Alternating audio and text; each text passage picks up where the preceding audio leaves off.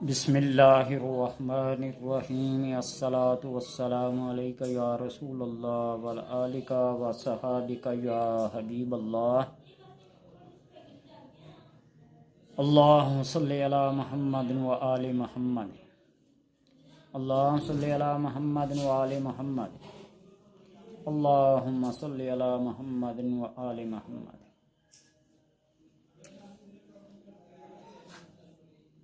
اللہ تبارک و تعالیٰ سے یہ دعا ہے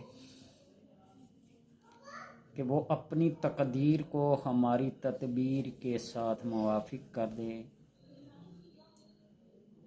اس کی تقدیر اٹل اور مسلم ہے اور ہماری تدبیر ناقص اور کمزور ہے۔ تقدیر کا معاملہ سمجھنا ہر کس و ناقص کا کام نہیں۔ کشف، الہام، غائب اللہ تبارک و تعالیٰ کی عطا ہے۔ ایک وہ بات جو ہم اپنی اٹکل پنچو سے کہہ دیتے ہیں، ایک اندازے سے، ایک قیاس سے کہہ دیتے ہیں، وہ اگر صحیح ثابت ہو جائے تو لوگ اس بات کو قیاس سے کیا نہیں سمجھنے لگتے، اس کو اپنا حاجت روا، اس کو اپنا پیر، اس کو اپنا مرشد، اس کو اپنا استاد سمجھ بیٹھتے ہیں، اور قریب ہے کہ اللہ تبارک و تعالی کو بھول جائیں، اس بندے کو پکڑ لیں۔ جو کچھ ہے سب اسی کے اندر ہے۔ انہیں ذرا یہ سوچنا چاہیے کہ اگر وہ اندازے اور قیاس سے کوئی بات صحیح نکل آئی تو لوگ اس کی اتنی خدمات، اتنی عزت کرنے لگ جاتے ہیں۔ تو اللہ تبارک و تعالیٰ کے علم کا کیا کوئی احاطہ کر سکتا ہے؟ لوگ اس کو کیوں بھول جاتے ہیں؟ یہ بات کرنے کا مقصد یہ ہے کہ اکثر لوگ سوال کرتے ہیں، پوچھتے ہیں اور کہتے ہیں کہ دست غائب کا کوئی عمل بتا دیں۔ دست غائب کیا ہے؟ بندہ کچھ بھی نہ کرے، گھر بیٹھا رہے اور اس کو خرچ اخراجات اپنی ضرورت کے مطابق ملتے رہیں۔ اگر یہی سب کچھ حقیقت اور اٹل ہے تو پھر محنت کو کس لیے لازم رکھا گیا ہے؟ وَاللَّيْلِ إِذَا يَغْشَى وَالنَّهَارِ إِذَا تَجَلَّى۔ یہ سورہ واللیل پڑھیں، وَاللَّيْلِ إِذَا يَغْشَى وَالنَّهَارِ إِذَا تَجَلَّى۔ اس کے اندر ایک آیت ہے، إِنَّ سَعْيَكُمْ لَشَتَّىٰ۔ لوگوں کی محنت مختلف ہے، تمہاری کوششیں مختلف ہیں۔ کوئی کیا محنت کرتا ہے، کوئی کیا محنت کرتا ہے۔ کوئی جھاڑو لگا کر اپنی روزی کماتا ہے، کوئی مزدوری کر کے اپنی روزی کماتا ہے، کوئی سر پہ ٹوکرا اٹھا کے اپنی روزی کماتا ہے، اور کوئی کرسی پہ بیٹھ کر صرف ایک سائن سے اپنی روزی ان سب سے زیادہ کما لیتا ہے۔ یہ بات سمجھنے کے قابل ہے، میں بھی نہیں سمجھا سکتا، لیکن حیرت اس بات کی ہے کہ وہ جو لوگ محنت سے کترا کر، جان جی چرا کر کہتے ہیں کہ دست غائب کا کوئی ایسا عمل مل جائے، کشتی رزق بہت گرداب میں ہے، قرض اور فقر و فاقے کے اندر مبتلا ہو گئے۔ ارے بھیا، اللہ تبارک و تعالیٰ کے ہاں ہر ایک کی روزی اور رزق لکھا ہوتا ہے۔ ماں کے پیٹ میں وہ لکھ دیتا ہے، نیک ہوگا یا بدبخت ہوگا، 1000 برس کی عمر پائے گا یا 1 لمحے کی عمر پائے گا۔ اس کا رزق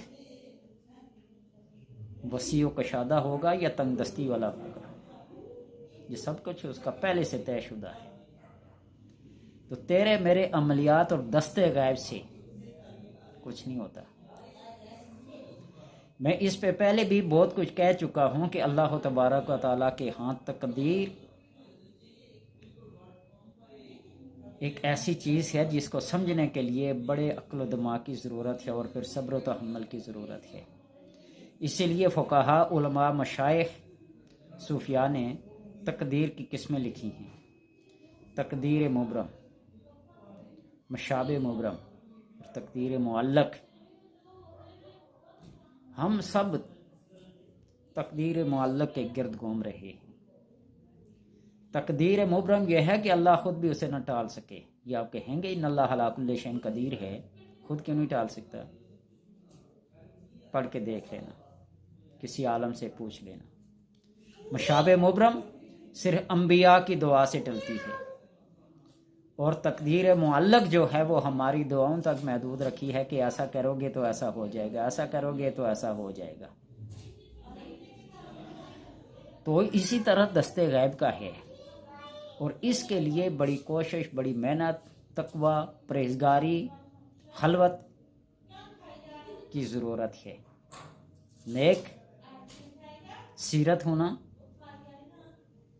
کردار کا اچھا اور پاک اور صاف ہونا، تمام اخلاق رذائلہ کو چھوڑ کر اصلاح کے حسنات متصف ہونا۔ یہ آج کی جو تقریر ہے، آج کی جو ویڈیو ہے، اس کو لوگ لائک کریں، شیئر کریں، نہ کریں، لیکن ایک میرا حق جو فرض بنتا ہے نا، وہ میں آپ تک یہ بات پہنچاؤں۔ تو اس لیے محنت سے جی نہ چرائیں۔ دستے غیب کا تم اگر حصول پانا چاہتے ہو، دستے غیب تک رسائی حاصل کرنا چاہتے ہو، تو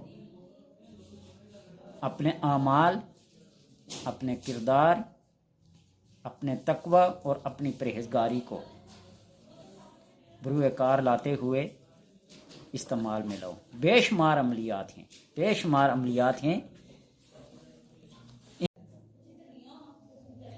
تو اس دستے غیب کے لیے احمد رضا مجدد دین و ملت سے کسی نے پوچھا کہ کیا دستے غیب ممکن ہے؟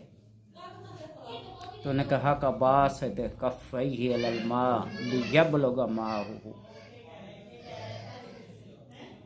کہ ایک آدمی ہاتھ اٹھا کر دعا مانگتا رہے کہ پانی خود بخود اٹھ کر میرے منہ کی طرف حلق کے اندر چلا جائے، ایسا ممکن نہیں ہے۔ وہ بے شک صبح سے شام تک ہاتھ بلا کے دعائیں مانگتا رہے، جب تک کوئی محنت نہیں کرے گا، اس چلو کو جوڑ کر منہ تک پانی بھر کے نہیں لے آئے گا، پانی خود بخود اٹھ کر، نوالا خود بخود اٹھ کر اس کے منہ میں نہیں جائے گا۔ تو اس لیے برادران طریقت، برادران ملت، ایسے اعمال کو چھوڑ دیجیے جس کے پیچھے اپنی زندگی، اپنی عمر، اپنے والدین، بہن بھائی سب کو چھوڑ کر کسی ایک چیز کے پیچھے پڑ جاؤ، ایسا نہیں۔ اللہ نے جو مقدر میں لکھا ہے وہ تمہیں ضرور مل کے رہے گا، اس کا کوئی نہ کوئی سبب ہوگا۔ اسباب بے شمار ہیں، تو نے کیا ایک ہی سبب کو چن لیا کہ میں بیٹھ جاؤں، کوئی عمل کر لوں، کوئی چلا کر لوں، کوئی دستے غیب رزق حاصل ہو جائے؟ بے شمار اسباب ہیں، کسی اور سبب کو کیوں نہیں اپنایا؟ تو اس لیے صرف بسم اللہ الرحمن الرحیم کو اپنا لیں، اس کے ایک تعداد مقرر کر لیں، اور میں آپ کو بتاتا ہوں کہ اس کی 3,25,000 آپ باطہارت وضو کامل کے ساتھ کر کے بیٹھ جائیں ایک جگہ پہ، تو اللہ تبارک و تعالی اسی کے اندر خیر و برکت، تھوڑی چیز کے اندر خیر و برکت پیدا کر دے گا۔ 3,25,000 کی تعداد میں بسم اللہ الرحمن الرحیم پڑھ لیں۔ محنت کو نہ چھوڑیں، مزدوری کو نہ چھوڑیں، تھوڑی چیز کے اندر اللہ تبارک و تعالی برکت پیدا کر دے گا، اور آپ اس کو یہی دستے غیب سمجھے۔ وَمَن يَتَّقِ اللَّهَ يَجْعَل لَّهُ مَخْرَجًا وَيَرْزُقْهُ مِنْ حَيْثُ لَا يَحْتَسِبُ۔ من یتوکل علی اللہ فہو حسبہ، یہ سورہ طلاق کی آیت ہے۔ عشاء کی نماز کے بعد خلوت اور تنہائی میں بیٹھ کر 1000 مرتبہ روزانہ پڑھیں، دست غیب مل جائے گا۔ لیکن جو شرائط ہیں، جو اعمال کے ضوابط ہیں، اصول ہیں، ان کے بغیر نہیں۔ عقل حلال، صدق مقال، سچ بولنا، حلال کا کھانا کھانا، اور خلوت میں گوشہ نشینی میں رہنا، جلالی اور جمالی پرہیز اختیار کرنا، کسی صاحب نظر، کسی صاحب عمل سے اس کی اجازت لینا، تو پھر ان اعمال کی طرف توجہ کیجیے گا، ورنہ عمر کو، زندگی کو بیکار نہ گنوائیے گا۔ یا وہاب ہو، یا رزاق ہو، یا فتاح ہو، یہ سب دستے غیب ہیں، پڑھ کے تو دیکھو، اللہ تبارک و تعالیٰ کرم کی بارشیں کرے گا، اور محنت کو شرط لازم کے طور پر اپنا لو۔